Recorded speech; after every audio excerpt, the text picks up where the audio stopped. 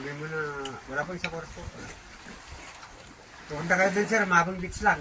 Hindi, pag maalon, hindi kayo makakaligo doon. Walang pasyalan. Saan yun din, yung Bulinaw? Pasyalan doon, pupunta ka sa may Bors. Sa may Bors, mga kibak. Malaki pala yung Pangasinan, kuya. Ma'am? Malaki ang Pangasinan. Yung pinakamalaki po. Ang anak ko pa nga eh, gusto bumitso doon eh. Ano meron din? Sa Bors lang po, maganda doon. Pero sa Pater Beach, Mhm. mabang buhahin po lang siya. Nilinaw. Bulinaw? Mga ilang kilometro pa punta? Sir? Mga kilometro mo, ilang kilometro. Ayawan ko lang sir kung ilang kilometro. Kasi pag lagpas yun ng bayan ng Bani, diretso mo po yun eh, wala nang traffic yun. Children's Island. Kung pumunta ka sa Ikukunan ko ng video sa mga pangbuhangin ng kusal, Pero may bagyo na mamayang gabi.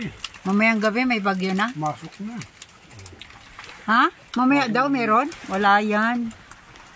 Kaya bukas, bawa naman kaya na naman. Ano na, may bagyo na. Pero hindi naman bumabaha dito, di ba? Sa mga lugar nila. Kasi may dagat.